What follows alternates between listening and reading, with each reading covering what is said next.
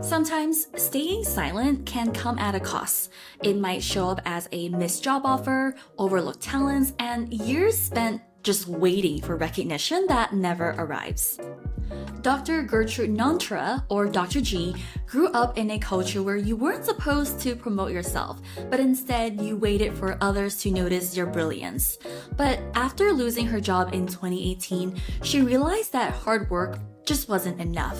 And if she didn't learn to speak up and share her work or story, she was gonna keep getting passed over. Today, Dr. G is the founder of The Bold PhD, where she helps graduate students and PhDs navigate careers beyond academia. She is a medical communications professional with a PhD in microbiology and immunology, and she also has a body of work that speaks for itself. In this episode of Edit's History, Dr. G shares what it really takes to build a career and a personal brand, especially when life doesn't go according to plan. From freelancing as a survival strategy to now landing speaking gigs at Ivy Leagues, her story is a powerful reminder that your consistency is your credibility. And if you've ever felt behind, discouraged, or tempted to give up, this episode is for you. Let's dive in. Every Edit's History interview runs about 60 minutes, but only 2/3 make it into the final cut. The rest, the 33% that I left behind, lives in my newsletter, Annotations. This newsletter is where I share the edits that got cut and also the strategies, the insights, and step-by-step tactics that emerged after the mic is turned off. Think of it as your companion guide to the episode. Richer, deeper, and more actionable. You can subscribe at CherylLao.com/email. Again, the link is CherylLao.com/email. Dr. G, one thing that I know that you're quite adamant about is the idea that if you don't speak up, you will probably be passed over for opportunities. One thing I would love to start this conversation around is, Dr. G, was there ever a time when staying quiet costed you an opportunity? Yes, I would say there have been times in my life when I've just thought that my hard work would make me get noticed or my hard work would take me places, right? And for context, I grew up in Ghana and West Africa, and in that culture, most of the time, you are not supposed to be showy, right? You're not supposed to talk about yourself in grand terms. You are supposed to be a community player, right? A team player, which I don't think in what I call individualistic societies like the US, I don't think that there's no community. I think there is a different version of that, but definitely growing up in the environment I grew up in, you didn't do that. Even if you were brilliant at something, you waited for people to notice. You waited for people to compliment you. It was never, oh, look at me, look at the work that I've done, right? So moving to the US this is now 22 years ago, I had to learn that, right? And especially when I entered into the work world. And when I entered into the work world, I noticed that if I didn't, especially during a time of my life when I had finished a PhD and I had been laid off from a postdoc I was a part of, a program I was a part of, because we didn't have money to continue the program. And I was looking for jobs, and I had never really talked about myself in showy terms. I just thought, well, I have a PhD, I've done well, I've worked very hard. People should just notice that and pick me, right? But over over a year and a half went by and nobody was picking me.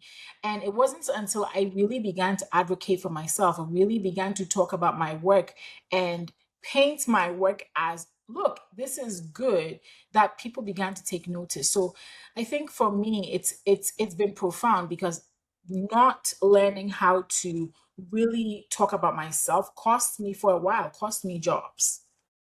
Was there a particular moment when you realized, okay, let me try to not just be known for my work ethic, but actually show it? Like, was there a specific incident or moment, like a spark that really clicked? for most of us, when we go through school, when you go from first grade to second, every year, it's almost automatic, right? We go to high school, then we go to university, and most of that progression is pretty automatic, and it's usually based on how hard you work, right? So you know that if I put in this effort and I study, I'll get an A or I'll get a B and I'll pass and I can go to the next stage. But I learned very quickly that the work world is not like that. You can work very hard and still be overlooked. You can have the best grades and still be overlooked, right? And so for me in 2018, 2019, when I, was laid off, and sometimes I think that you need some kind of jolting events in your life to learn this lesson. And for me, that event was I was a postdoc. We got the team, not just me, but the team was let go. And it was at that point that it was like, wait, and I was looking for jobs and not finding any. But I think somewhere in the middle of that, I learned that, wait a minute, so far I've done everything has been automatic. If I'm going to get to my next level or my next step, if I'm going to find that next opportunity, now it's going to depend on me to show people that I worked hard. I cannot wait for them to notice. I wonder if there are listeners right now who are in a situation where things honestly feel unfair. Like, I don't think there's any way else to put it. Like, some of the circumstances that you've gone through honestly are just unexpected and contrary to what we were taught to like expect from our careers. And so right now, I'm just trying to picture for anyone right now who might be experiencing situations in their career or even entrepreneurial journeys where things just feel like it's out of their control. What is a lesson that you would like to impart on the listeners? So in a place where you feel helpless, I think first of all, it's important to acknowledge that you do feel helpless and you feel like things are unfair. But in real life, there is a lot of difficulty and there's a lot of pain and sometimes things do feel unfair. I acknowledge that. And I think the first thing to do is to make peace with the fact that sometimes life is unfair. Once you make peace with them, I found that leaning on support systems was important. So for me, that was like a pastor in my church who came to my house and talked to me for like several hours. I have my husband, and he was very supportive during this time. And so, it may look different for you, but I feel like finding that supportive community around you. I had a friend I used to talk to a lot, and she let me cry on her shoulders a little bit. And so, having these people around you to remind you that you're not alone, because I think that that's where most of the turmoil comes in, is that you're going through this difficult event and you're thinking that you're all by yourself. But when you begin to share it, you begin to realize that there are people that care about you, there are people that want to see you win. And if you begin to tap into some of those relationships and help them, let them be an anchor, that's going to be helpful. The third prong would be sometimes activity can help lay your mind off of some of the difficulties you're going through. So for me, right, when I was going through all of that, Cheryl, at that time I had a 4-year-old son. He's 11 now, but it meant that I got to play stay-at-home mom for him. Right. So I took that role quite seriously. And so I took him to school. I picked him up from school. I took him to the beach after school. Sometimes I take him to the pool after school. We would do activities together. He had some appointments with therapists. I would have to take him or be with him for those appointments. So I filled up my time with activity. Because I find that sometimes when we sit down in solitude and begin to stare at the walls and begin to think about how terrible our lives are, we spiral even further. But if you take on activities around you, and in my case, my son was my excuse, so I had a lot to do. So I was around for like when they had the sports activities at school, I'd show up and so on and so forth. At the time, I also started a business. I started a freelance writing business. And So that kept me busy. At that time, I have a completely different YouTube channel now, but at that time, I also had a YouTube channel and I used to post videos about side businesses. And I think that's probably how we started following each other, about side businesses and freelance writing. So that channel is still around somewhere. And between taking care of my son, freelance writing for clients, and making YouTube videos, I was too busy to dwell on the fact that I was unemployed, right? I was not formally employed, which I wanted to be. Sometimes people ask me, "Oh, but you were kind of employed if you were freelance writing." I'm like, "Yes, but it's true. I was making money from that." But I really wanted a full-time job. So for me, in my mind, I wasn't formally employed.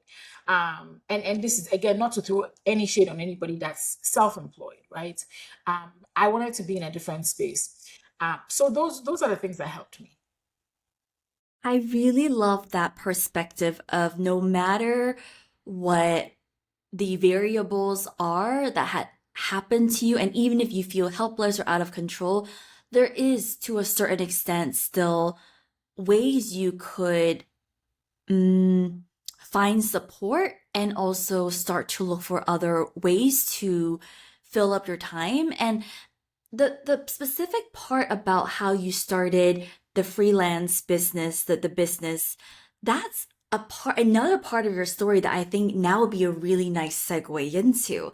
Because from what I know of your story, by starting to build this online presence and starting to share about your work, that is kind of what led you to what you do today. Yes, So yes. what happened? Like when did you start freelancing? What gave you the idea to start writing online? Like what happened? Such a great question. So, when I finished my PhD, we moved from the East Coast of the U.S. to the West Coast, which we live in California. California is very notoriously expensive, and I started a postdoc. But again, postdocs are also notoriously not paid very well at the time. I don't know about now, but at the time we weren't paid very well. It was okay, but to supplement my income, I started a side business, and that was freelance writing. So I took on these side projects, and I was making like $1,000 a month, maybe 1,200 a month. So it was like nice side income to cover some of the bills, right? When I needed it, or when me and my family needed it, and so that was very helpful. So when I lost my job, and I had started this in 2017. When I lost the postdoc in 2018, I had been freelance writing for about a year and a half, and I was like, well, since I already have this side hustle and I don't have a job, let me continue working on this side business as I look for a job, right? And so I kept on writing. And in somewhere January of 2019, I was like, you know what? I have heard about this thing called scientific writing, because at the time I would only write, I not only, but I'd write just random piece of content. So I'd write blog posts for a finance blog. I wrote email marketing content for a dermatology practice. I even wrote like product descriptions for a spa business. So it was just interesting. I was doing all things across the map. And then in January of 2019, I heard about scientific writing, and I have a scientific background. So for context, I have two bachelor's degrees, one in biology, one in nursing, and I have a PhD in microbiology and immunology. So it's all been science until now. So I was like, okay, let's do that. And in 2019, started science writing, and still was looking for jobs, and I still wasn't finding any. However, a year later, January of 2020, this is when the pandemic is just starting. I started teaching at a community college. It's a 2-year type of college here in the US, community college. I started teaching biology. It was my first job since 2018. So 2020, I get this part-time community college instructor job, and I'm freelance writing still. But it was in the midst of that and to be honest, I had become quite discouraged with the job market, because after you look for jobs for like 18 months, it's like, "Ugh, when is this going to end?" So the community college instructor teaching biology job came in at a really right time when I just like had no more hope, and this job came and gave me hope. I thought I'd have to freelance right for the rest of my life, but this job came and it was great. um and then a year after that, I got my first science writer, because by then I had built up a really significant portfolio of writing work, had been teaching biology, so I demonstrated the ability to communicate science. And I was like, okay, let me try applying again. I just happened to see a job on LinkedIn, applied for it, and got it. Speaking of the portfolio that you've built, because you've been writing, writing, writing, and building this portfolio, I'm trying to picture it in my head right now. So, when you think of this body of work that you've built, is it mostly written pieces? Was there a personal website? Like, I'm trying to picture, like, what was this body of work portfolio? It was, I like the word you used, body of work. It was a body of work because it was a lot of written content. I'd written a lot of blog content, email marketing content for companies, right? Then I was also doing my YouTube. Remember, I said I was doing YouTube? So I was also filming videos, right? Then I also had a blog. So I had these three things. I had a blog, I had a YouTube channel, and I had my clients writing. And I was doing a really good job at the time of optimizing, writing search engine optimized blog posts for these clients. So the content was helping them rank within search engines. So I had taught all of that to myself, right? And so by this point, I've proven, hey, I know how to write scientific content. I know how to make content rank. I know how to present on video. I know how to write blog posts. And so this is all work I had created on my own. And so this became that portfolio, that body of work that I could take to somebody and say, hey, look at what I built. And it's something that I actually teach nowadays. And I, I'm writing a book right now, and one of the things I write in there is the fact that you should this is one of the ways you create opportunities for yourself when you build an independent body of work. That makes it undeniable that, wow, this is the person that we should hire. And I think you, Cheryl, have also done a great job of this. And I think recently I saw in your Instagram stories, you got an opportunity because you've been consistent with your podcast for the last 5 years or so. So it's not just for it's not just for one person. Anybody can build a body of work and use that to get opportunities. Yep. That resonates deeply with me because I've also seen how for me my building of my body of work really started out more as a passion project, a side hustle, a hobby, some might even say, while others might have started it really with mm, maybe with a business in mind. Whatever the starting point is, I think there is a common thread that unites a lot of us together is that when you continue to build your portfolio and show your skill sets and build that body of work, years later, no one can, and you said this, like, no one can deny that you built this.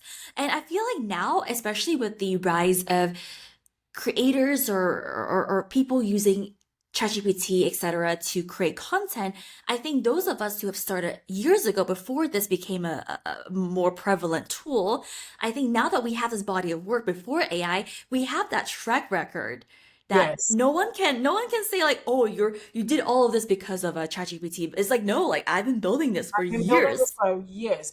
And not just that, but Cheryl, one of the things that I've learned just by studying, looking at humans, is that even when we have the best technology, listen, the people that are still consistent are still going to be consistent.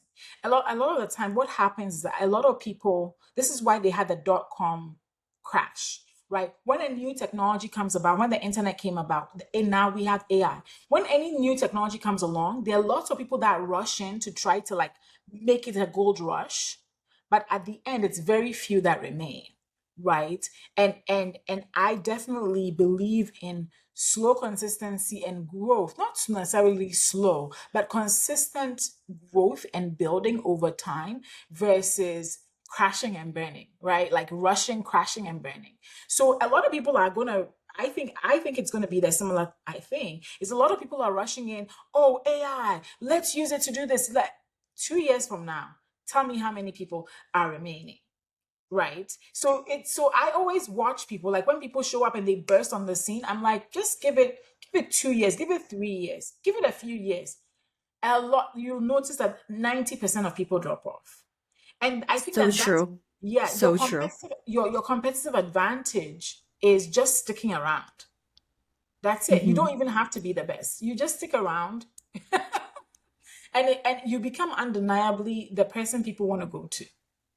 Yeah, because you've showed that you are reliable, and Yes. that's what so many people want. Whether it's someone they want to work with or just someone they want to learn from, they see you, Dr. G, and how reliable you are because you've been here on the internet. Like you've built your name and your work for years at this point. Like how what's the math? 2018, 2025, Yes. 7 years, 7 years around there. My math is not fantastic, but Right, that's all right. 7 years. You're right, Cheryl. You're right. 7 years just being on the internet, and if I'm not anything, and I learned this from a few people, but that it's not about how fast you are. It's about how long you actually stay. So yeah, 7 years. And for your listeners, anybody listening, don't worry that you're starting today.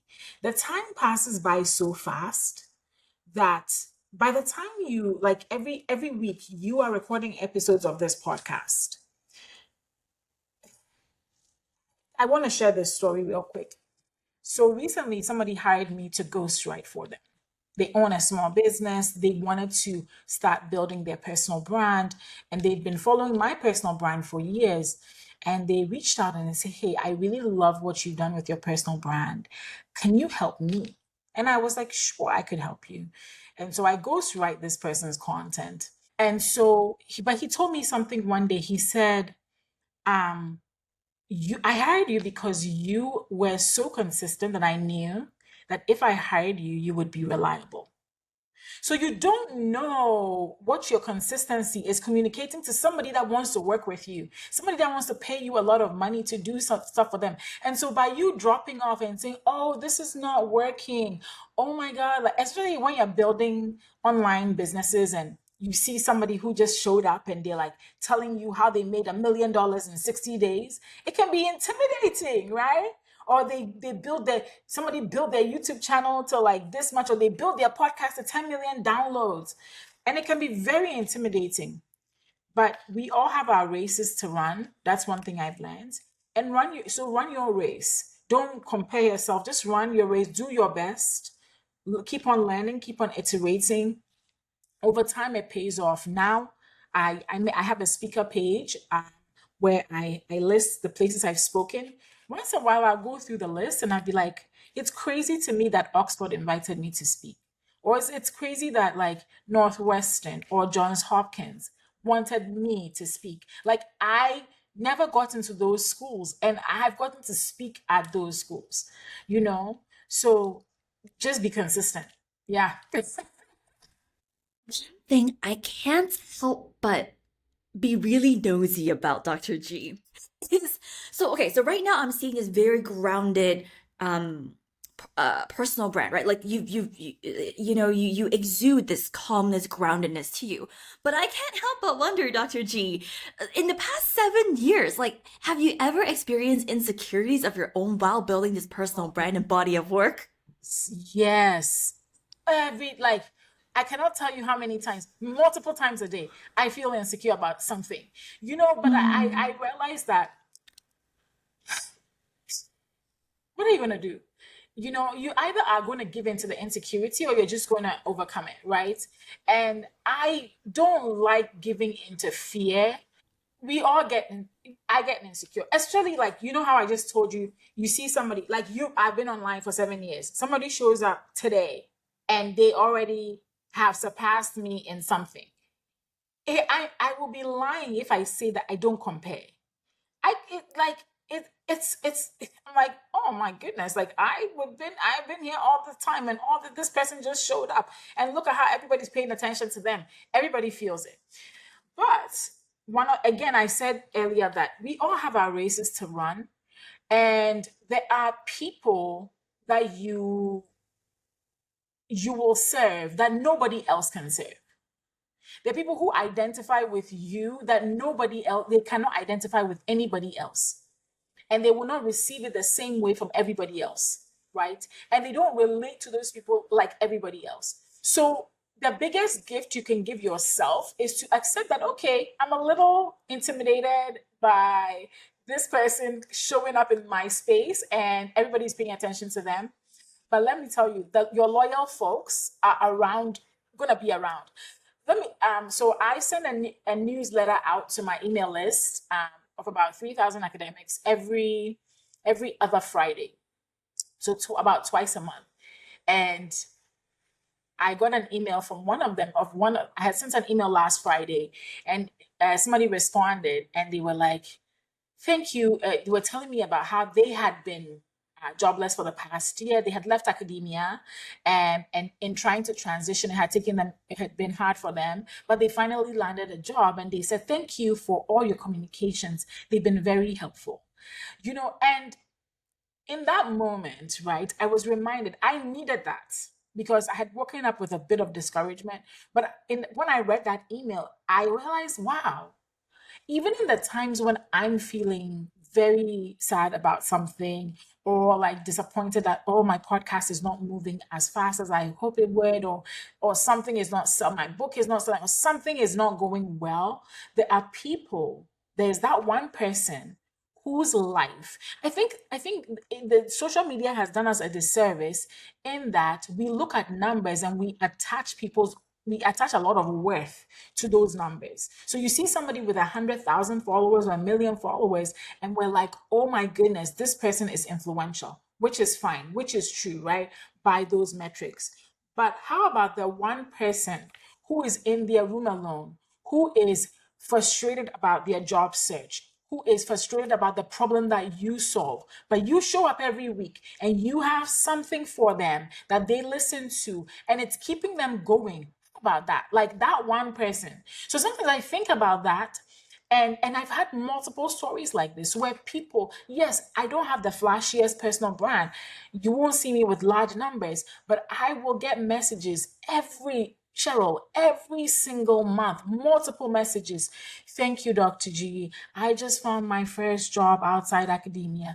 Thank you, Dr. G. This has been a difficult time for me, but your words kept me going. Thank you so much.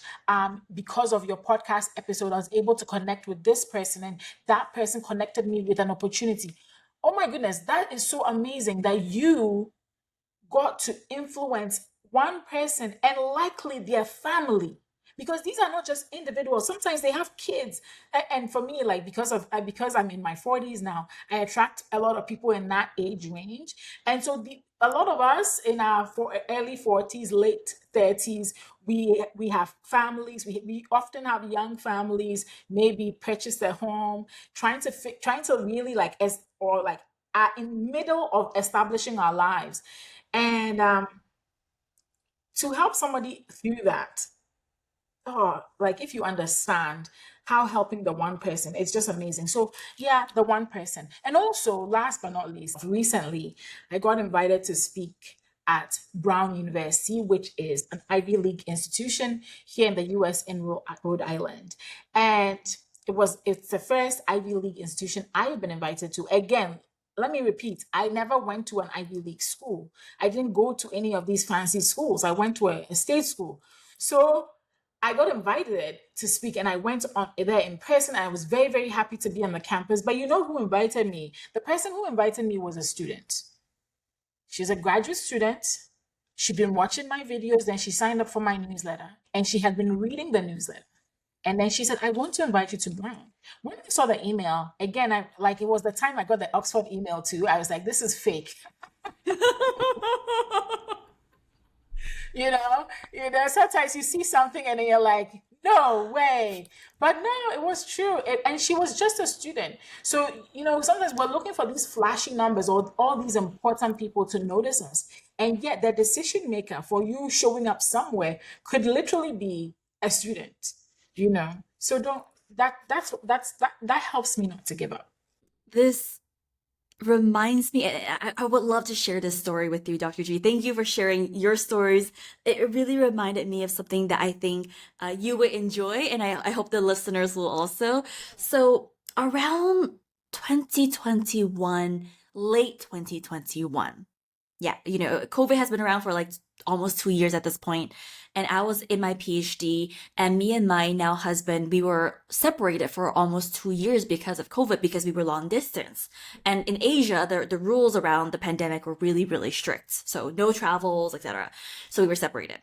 But at that time, around November, October 2021, I saw a news article, and it was a feature on an anonymous couple from Singapore. And they were sharing how they decided to, they kept their name anonymous in the article, but they decided to go on a sabbatical from their work because of their mental health. They wanted to prioritize their mental health. So this couple talked about their reasons for going on a sabbatical. And that article was exactly what I needed to see at that time, because my mental health was really struggling during the pandemic, being separated from my family, my husband, etc. And so that article actually helped encourage me to eventually apply for a 7-month leave from my PhD, which then led to me just quitting permanently. But it gave me the gentle push that yes, it is okay for me to take a break to prioritize things that really matter to me right now. And you know what was interesting about this article in particular? Not only did it give me the courage I needed, but what I found out later on was that the couple, the one of the persons in that couple is actually a listener of my podcast. Oh, wow. We actually met up for a dinner one time when I finally moved to Singapore, because she had wrote to me one time of months before and said, "Hey, love your podcast, thank you." And so we met up, and then I was telling her about this and that, and she was telling me about this and that, and then somehow we connected the dots. Wow. And so my content helped her. And the crazy part was that she thanked me for my podcast for giving her the courage to leave her 8-year corporate job. Wow. Can you And she believe gave me the courage to, your PhD? yeah. And it was the most fascinating full circle moment. Yeah. So I just had to share that with you, just to really drill that point home to the listeners, because you never know Never know. Yeah. who is listening. And this one person, this connection and friendship we now have because of each other's content, I just cannot unsee the impact of what we do and what we share, the stories we share, the content we create, the educational value that we create. I just cannot unsee the impact of that. And that's why now, to this day, even on days where I feel invalidated by my small numbers, I cannot let that get in my head, because I Yeah. just cannot unsee the value of this thing that we're doing. Yeah, and I really thank you for sharing that story with me, because you really don't know. And also, like, I remember when I was laid off, I literally went and Googled famous people who were fired from their jobs. I just needed to read something that would encourage me. Like, are there people who have succeeded in life after experiencing something like this? And yeah, so do it for the one. So thanks for sharing your story with me as well. Uh, and I think at this point of the conversation, I think I would really hope the listeners can feel how passionate both of us are when Yeah. it comes to building your body of work, your personal brand, your portfolio, because not only can that lead to paid opportunities or career opportunities, but really there is also something intangible about building your personal brand, Yeah. which I now actually think is a great place for us to segue into exactly Yeah. that. Mhm. So, Dr. G, one thing that we do as part of this podcast, Edit History, is we always take a look back at some of your old work or pieces of content, just to kind of get a glimpse into how you've evolved since then. So, For this conversation, you actually shared a video with me before this conversation, and it is your YouTube video from around 3 years ago. And it is called Why I Left Academia. And in parentheses, yes, serious academics leave too. You know what? Let's start here. Could you give us a very quick context into what this video was about? What inspired this video? Yes. What inspired this video was a LinkedIn post. So I'm very active on LinkedIn. And I had made this post about why I finally left academia, right? And I shared in that video how I had been searching for jobs and how I actually loved teaching community college, but the pay wasn't so great. Um, and I had shared that on LinkedIn first, and somebody had left a comment that said, well, good thing you've left academia because that leaves room for the serious academics to find jobs. And that I felt that was a bit of a jab. Maybe the person didn't mean it that way, but I felt that was a bit of a jab. Did that mean I was not a serious academic? What did that mean? Did it mean I had failed out of academia? Like, what does it mean when we say somebody is a serious academic? I had several publications to my name. Is that what we're using? Is that the metric we're using? What metric? And I think some of these things are very subjective. And so we have to be careful of the words that we use. And so I think I took that a little too personally. And I have since matured. But I took that a little too personally. And I made that video because that post had done very well. It had actually kind of gone semi-viral. And so I made a video out of it. And the video has also done quite well. But yeah, that's the history behind that video.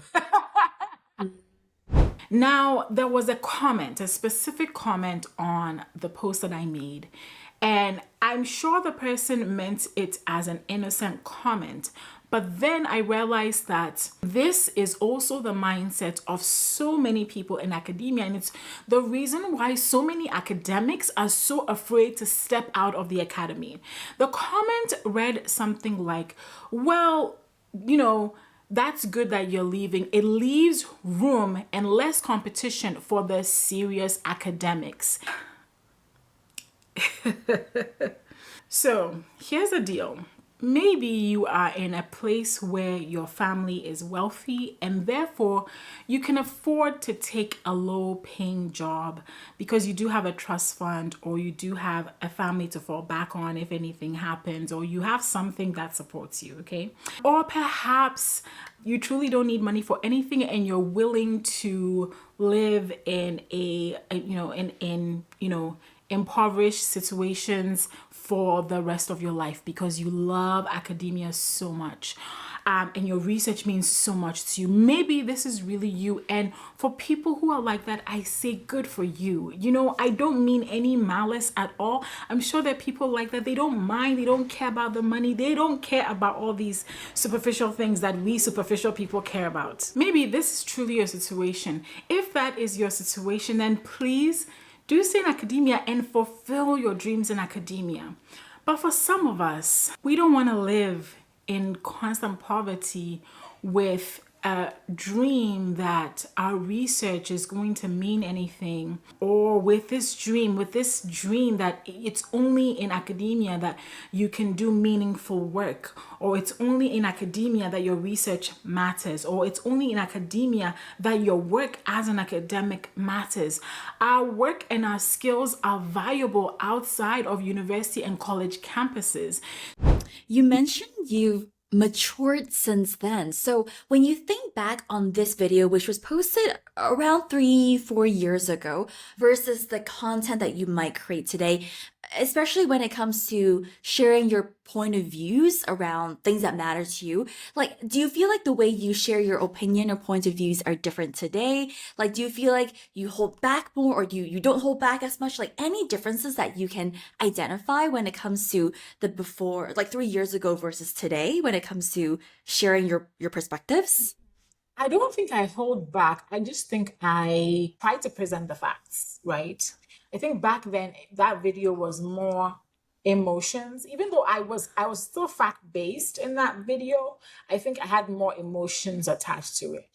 These days, I'm less I have matured to the point where I try not to I'm still human, but I try not to attach my or respond out of emotion, right? I still think emotion is important. I still think passion is important, but I think that it's important to also be rational and not too emotional. And say, hey, I know that for some people, because in that video, there are people that actually took offense to the fact that there were people that were like, somebody told me, well, I talked about the lower pay in academia, and somebody said, well, low paying is relative, and that his mother got paid this much when she was working, and now he gets paid this much, and we can't. And I was like, I don't know. Some people took offense to that video. I've gotten some if you go to that video, there's some interesting comments on there. Somebody commented and said, I couldn't make it in academia. That's why I had made this video. Another person said, I was complaining about nothing because the amounts I had mentioned in the video sounded just fine to them.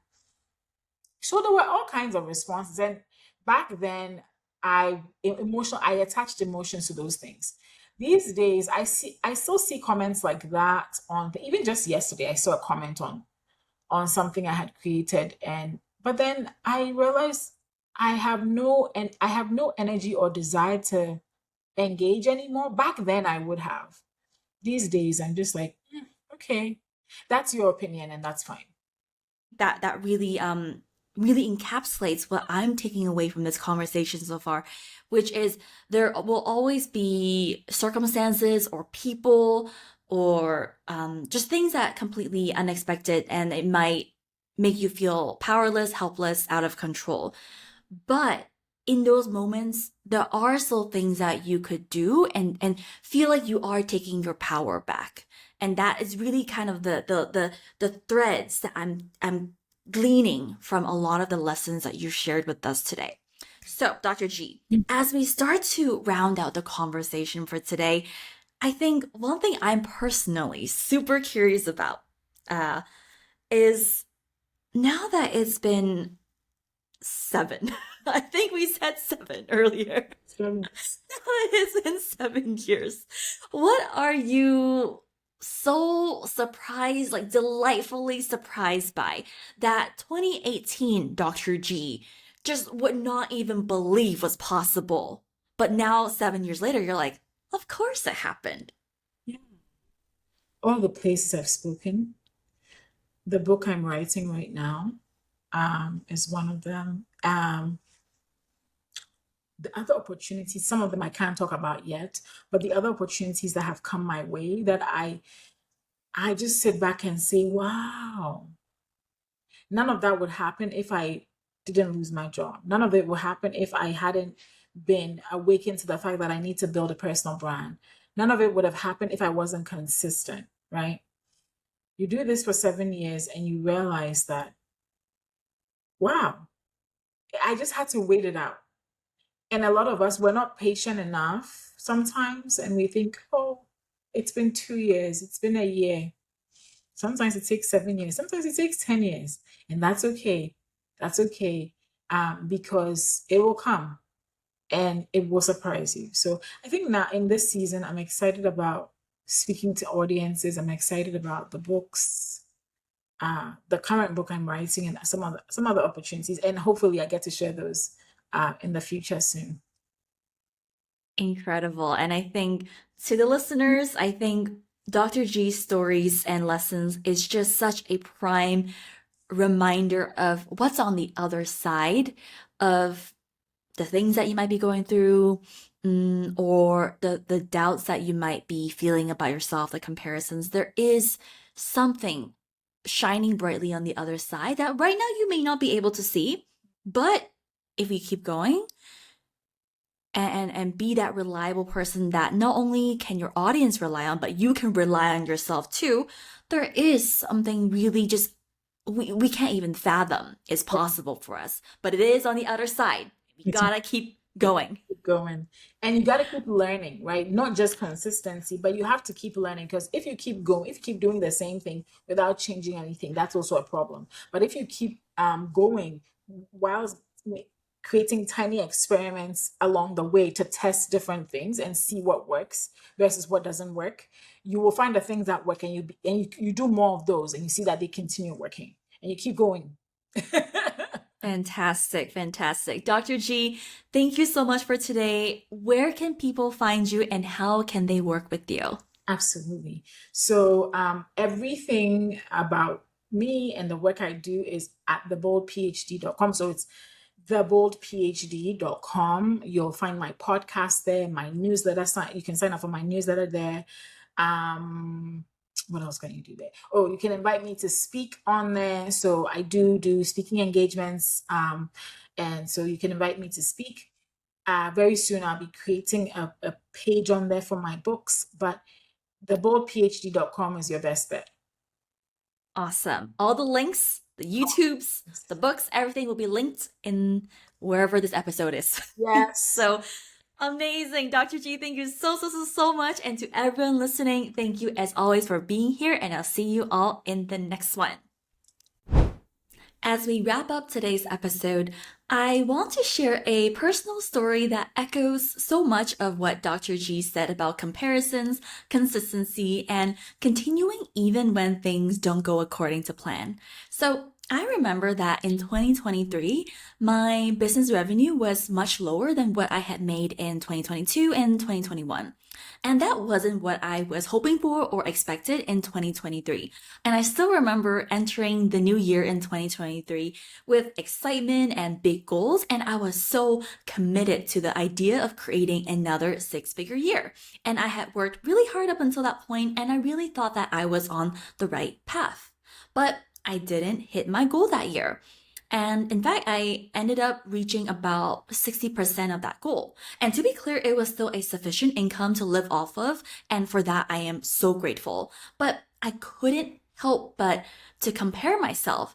And I compared myself to others in the online space, and even more harshly to the past versions of myself, especially the 2021 version of me when I was still side hustling and I made six figures. And now at this point in 2023, after I had quit my PhD and now pursuing my business full time, I quote unquote didn't even come close to my goal. And I still remember how much my inner critic had to say.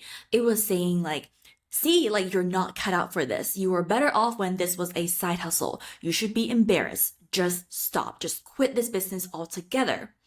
So all that to say, by the end of 2023, I felt really discouraged and I questioned whether this business was even worth continuing.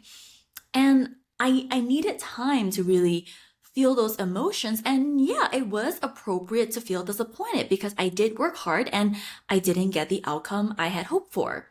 But eventually I realized something important. What I would do next would matter more than anything else. How I picked myself up, that mattered, right? How I choose to show up moving forward, this was going to shape the long-term trajectory, right? Because the truth is I can feel behind, feel discouraged, or feel defeated.